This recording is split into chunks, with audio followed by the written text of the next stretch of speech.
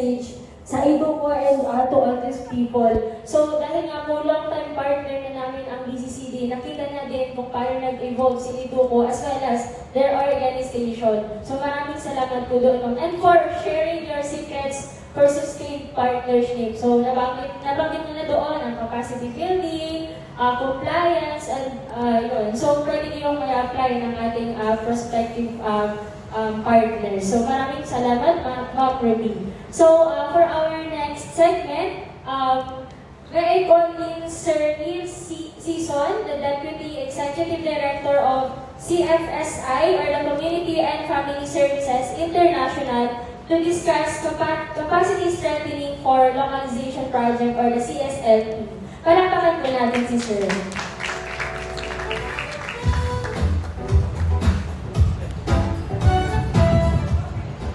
Magandang hapon. Ako ulit si Neil Season from Community and Family Services International, or CFSI. Ang CFSI has been a partner of Educo since 2019, implemented projects working with the Sama Badjao Provinces of Wanga City from 2019 to 2022. And I'm here to present to you an opportunity for local CSOs. And this is the capacity strengthening for localization project, which are introducing the small grants for local farmer CSOs. Okay, so the CSLP, we were able to secure a grant from the Australian Department of Foreign Affairs and Trade, or DFAT. Ito po yung dating Australian aid, or AUSTI. So we secured that grant, which provides for technical assistance, for capacity strengthening, and through the Philippine Inclusive NGO Network, or PINGON. Pakadala nyo sa PINGON. Ang PINGON member po ang CFSI along with Educo, and some of the partners here as well. The aim of the CSLP is a more strategic, greater positive impact in and with communities affected by or at risk of external shocks requiring humanitarian action. In terms of timeline, the implementation time frame started in July 2024 and will end on December 31, 2027. Okay, so I'll focus my presentation on the collective capacity for local CSOs, specifically the small grants. So CFSI, with the grant from DFAT, could provide small grants for up to 1 million pesos. We have awarded some of these, and we plan to award to at least 20 CSOs. These grants would need to focus on implementing projects on humanitarian action, ERR, and resilience building. Besides these grants, CFSI will be able to provide technical assistance, specifically capacity sharing or development. In addition, we will provide a promotion of collaborative effort and capacity strengthening to the safeguard.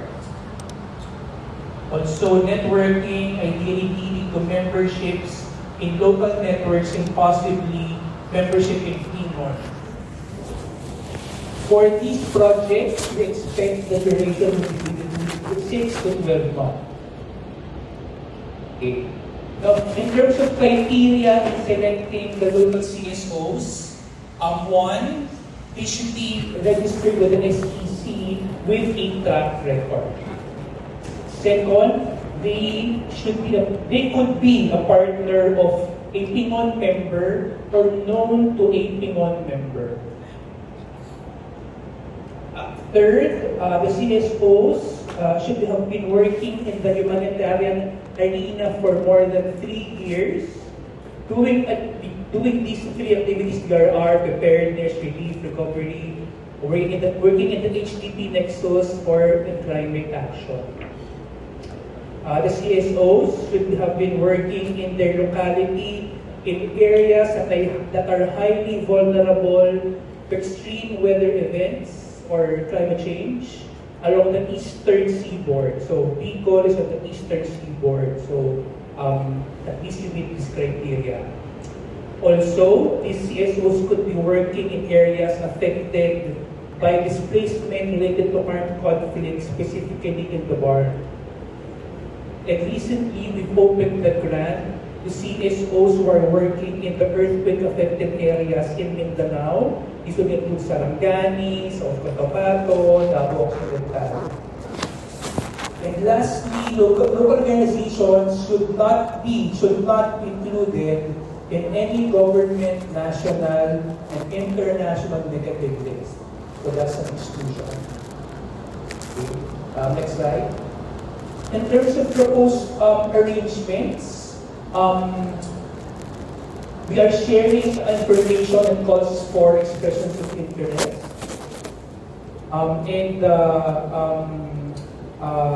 Applying CSOs will submit their intention to submit a proposal. A formal endorsement from a Tingon member which is preferred, it's ideal, and if you are a partner of Educo, that would be a plus for you. The applicant will need to submit a simple proposal with a budget, with peace reporting commitments. We have templates for the proposal and the budget. CFSI will be conducting a selection process, including additional due diligence processes. When the proposal is approved, there will be a simple agreement between DFAT, CFSI, the Tingon member, and the local CSO. Their logos will appear at the top of the grant agreement. And lastly, again, the CSOs should be working in their locality in the areas that are one, highly vulnerable to extreme weather events, your climate change along the Western Seaboard, and or number two, affected by displacement related to armed conflict in the barn. So other matters, so CFSI will also, CFSI including the Tingon partner, will provide monitoring, evaluation, and learning. Also, we will provide coaching, troubleshooting, also communicating lessons learned and evidence of impact. So again, the partnership will be between CFSI and the local CSO. The Tingon and the member of Tingon will be witnesses to the grant agreement. So bottom line, the financial liability for this grant rests with CFSI. That ends my presentation. I am open to questions you might have on this small grants facility.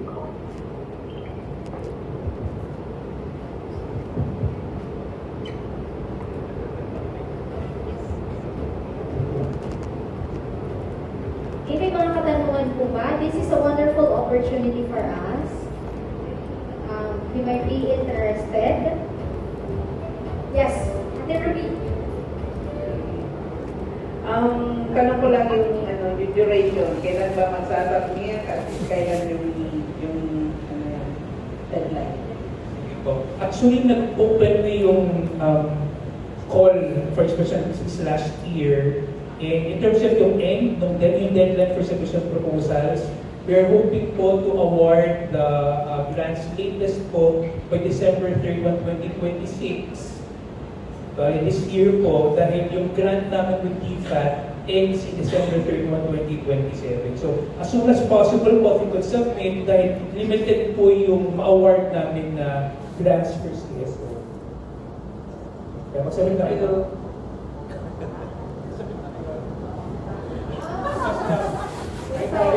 So, CFSI will be expecting your proposal by tomorrow, no? Ano?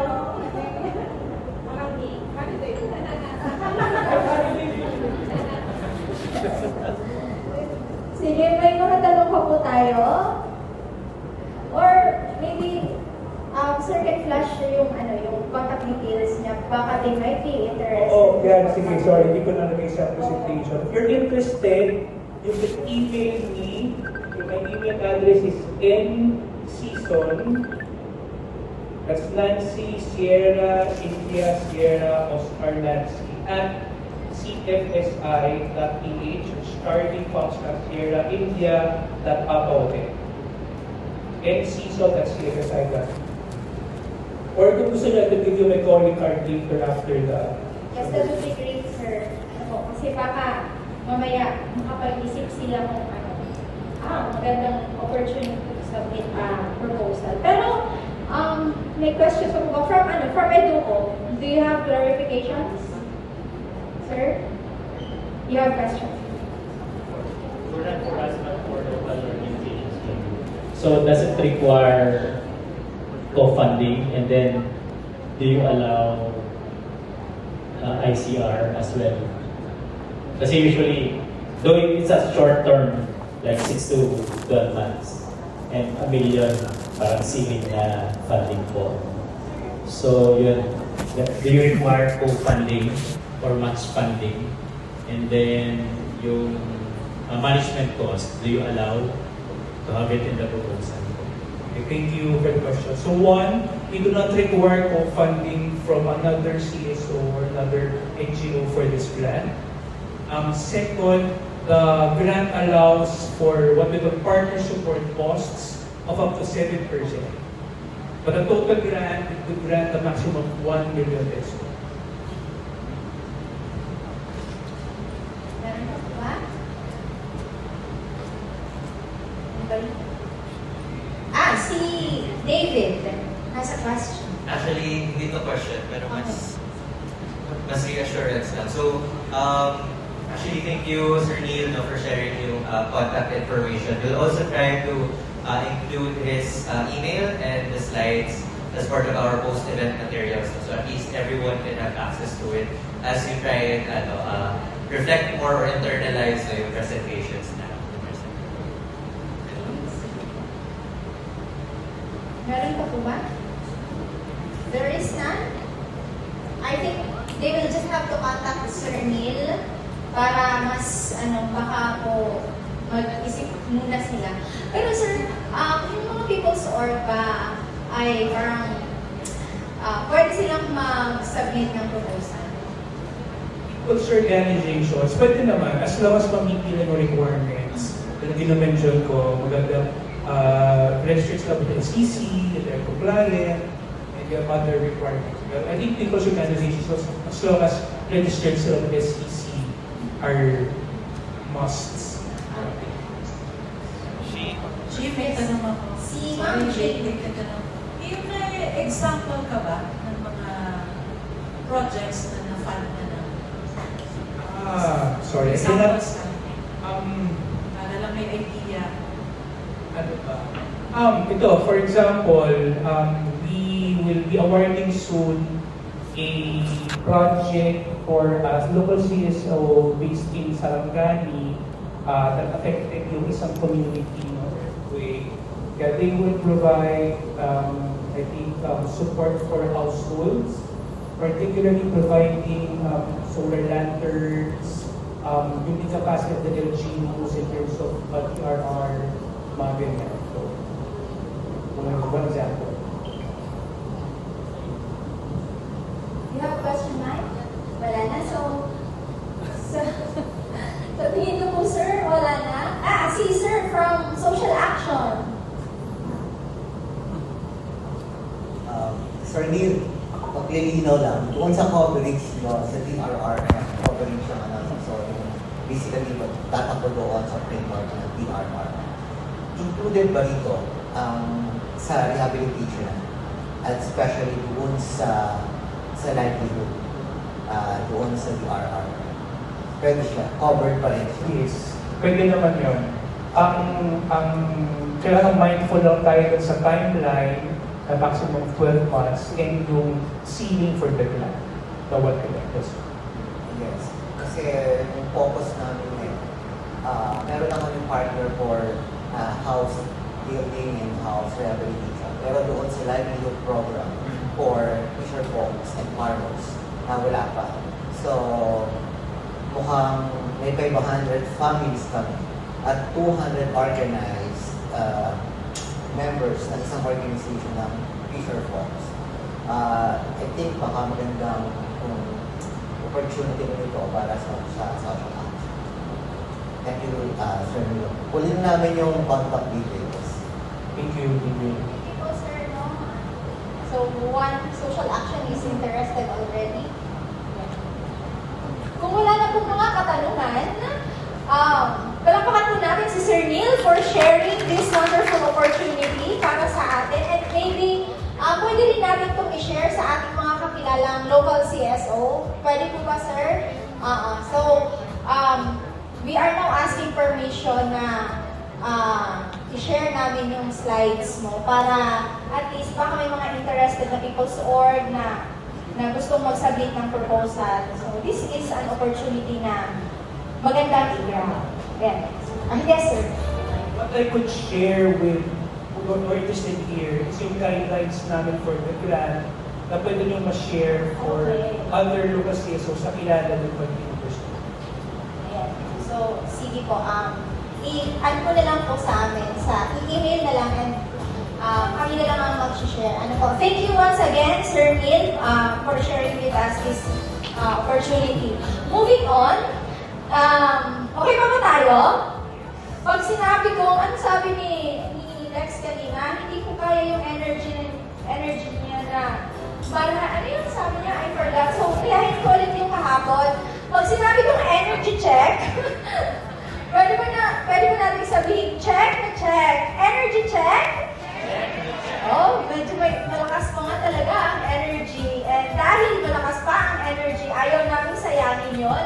We will now be moving on with the roundtable discussion. But before that, kung makikita niyo po sa program, may in-skip kaming mga topics. Ano po, this will be covered na lang sa ating roundtable discussion. Ano po ba ang mangyayari sa ating roundtable discussion? Well, this is going to be a group workshop and this will be facilitated by our grant specialist.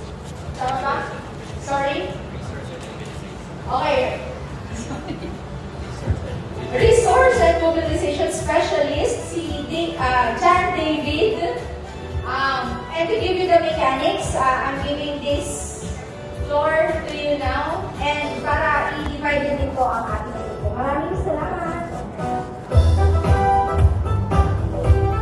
Alright, hello.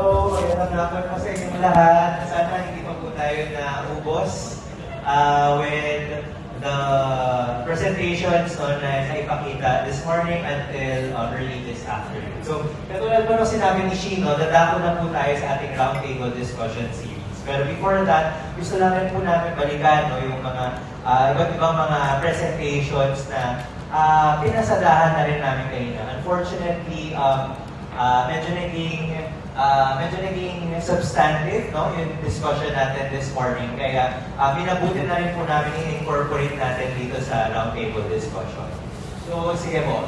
Siguro I'll start na lang po to introduce some of the policies that we have here in Educo. And every time we engage with different LPOs, and connect for new partnerships, we always level up our non-negotiables. And this is reflected in our principles and internal policies as well. Okay. So siguro, first and foremost, as a child rights organization, isang non-negotiable para sa amin ang aming child safeguarding policy, which is every time meron kaming scoping for new partners, mga pre-teaming agreements, and even yung mga partnership agreements na dine-develop namin, reflected dito yung mga non-negotiables, principles, and guidelines na we expect from our partner and even during the partnership. Siguro, aligned rin dito yung isa sa mga principles na sinabi ni Kuya Ali na this is really the framework of the partnership we work around with. And as much as possible, we also expect our partner organization to have the same policies. Flashed in the screen, yung parang isang siguro to give you an idea ng aming child safeguarding policies. We always ensure that all actors are included in the scope of this policy, applying the highest standards of behavior to ensure that we always protect the children that we work with or work for. So sige po. Next Next ay ang ating data privacy policy. No? Lagi rin natin sinasama rin po dito how we make sure na we safeguard yung ating personal data and information ng ating mga stakeholders. Mas lalo na for Educo, ang primary stakeholder niya yung kabataan. So, mas maingat at mas sensitibo ang handling ng ating information. And reflected rin po ito sa guidelines namin. Kaya even during our inception meetings, we always level it off with our partners. And finally, okay. So, communications, siguro, usually, itong, communication guidelines natin, nagpo-follow through to during our project development or implementation processes. And that's because, and usually, hinahabol natin yung mga expectations sa comms natin, ano yung mga kailangan i-post, paano ba yung ways of working natin, ano ba yung expectation natin, branding policies, So ito yung mga hinahabol natin sa ating mga inception sessions. But for Educo, we try to be more intentional when it comes to working with partners. So during our inception meetings, we also include our level of ano ba yung mga expectations na even in terms of communication. So para na-explore na rin dito yung opportunities, for example, for cross-posting, or alignment ng mga branding, and whatnot. The reason rin na ina-identify na namin ito sa early stages of the partnership development is we also want to make sure what are the different capacity areas with our partners. Are there areas that are already strong with our partner organizations that probably Educo can learn with or can share to the rest of its partner organizations or networks? Or what are the areas that siguro we can support or further strengthen in the process of developing the partner? That's why it's always good na early on we identify what these areas are. Next slide. So, medyo humaba ang introduction ko sa partnership development. And primarily because this is also part of our localization process here in Educo. As much as possible, we always emphasize na parte ng aming project development process, yung co-creation and co-development principles. And which is why we also wanted to share yung aming process on how we develop or co-develop yung aming concept notes and proposals. Don't worry, we'll share yung mga materials na yun after the event para at least familiarize rin kayo. Pero to give you an overview, these are what we can expect to what Educo follows.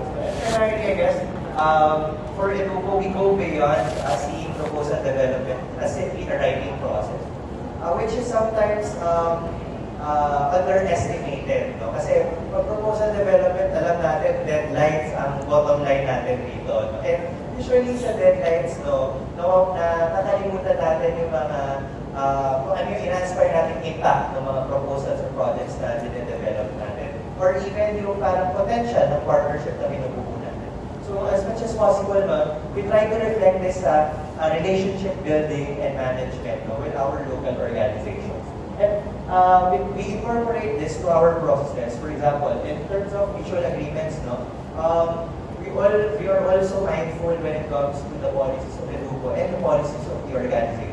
Na mabanggit ko yung kanina yung aming financial requirements, we also are on the lookout for the policies of our partners and see maybe there are already policies that we can adopt that are existing from our local actors, or there are policies from Educo that the local partners can also adopt in their internal processes. Program strategy alignment, of course, paano natin ma-reflect sa ating mga planning processes, yung pag-strategize ng mga projects na develop natin throughout our partnership, or sinabi nga ni Ma'am, process of our relationship. So, maganda rin po sana na meron tayong continuous communication kung paano tayo nag-set ng direction sa ating mga organization. Repositioning of efforts, maintaining the highest quality standards possible sa ating mga context ng ating mga communities, and to have an enabling environment and available staff support. And finally, ayun nga po, frequent communication. Next slide. Okay. So siguro we also wanted to flash screen going beyond yung partnership based on project implementation process. We recognize na minsan ang partnership natin hindi nakabase sa pondo, hindi lang nakabase sa proyektong parehas natin ini-implement. There are also different kinds of partnerships that I think Kuya JP mentioned earlier that Educo is currently exploring and working on. One example is having joint programming with our partners, especially when there are clear alignments sa ating mga priority areas. Having technical collaboration, I think this is very familiar for organizations that are working closely with local government units and aligned agencies where technical expertise are usually sourced out with organizations working in development.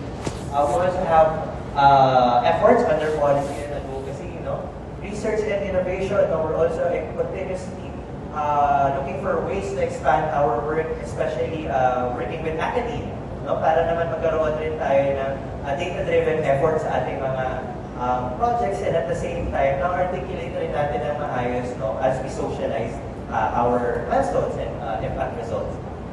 Humanitarian preparedness, very appropriate for the Philippines as one of the countries that is most affected by disasters. And finally, resource mobilization. We recognize that, especially in a sector that is slimming, our funding is, as we can see, getting more and more constricted. We try to find creative ways, not to compete, but to consolidate resources towards the areas that we want to continue support. All under the guise of our theme for this event, uniting to build nurturing communities with and for. Next slide. Sige, so medyo mahabang konteksto, pero dadako na po tayo ngayon sa ating roundtable discussion. So siguro, to give you an overview on how our roundtable will flow this afternoon, yung objectives po natin sa ating discussion really is to map out key program priorities and potential areas of complementation so that we can clearly identify how do we move forward after this event. Ayaw naman po natin na pumunta po tayo dito, nilaban po natin yung masamang panahon, and then pagkabalik natin ay magkakalimutan na rin po tayo. Siyempre, mahirap po yun sa Educo. Gusto rin po namin ng closure from our end. So hopefully, ma-identify po natin ito sa ating mga roundtable discussion. Next ay identifying possible partner capacities that can be shared, strengthened, or developed. We recognize na si Educo wala sa kanya lahat ng mga capacity areas na maaaring hinahanap natin. And we also recognize that there are also many learning opportunities from the local actors or partner organizations here with us today. So hopefully, yun rin po yung mapalalim po natin ngayong hapong ito. And finally, from these program priority areas and capacity areas, how do we move forward from it and actually reflect this sa ating mga partnerships in the coming months or years? Next slide. So ang flow po natin today, you have already been pre-identified and pre-grouped into your respective tables. Kung makikita po natin, we have 4 different groups clustered according to our thematic areas. So meron po tayo on Table 1, Humanitarian Action, Table 2 ay Child Protection, Table 3 ay Child Participation, and finally, Table 4 ay on Education. So, magkakaroon po tayo ng rounds, So, round table na, may rounds pa tayo. Unfortunately, wala tayong round table, pero let's assume na pakikot ang mangyayaring discussion. Pero, ipapakita ko po sa inyo yung flows natin, Pero, in each round, magkakaroon po tayo ng discussion.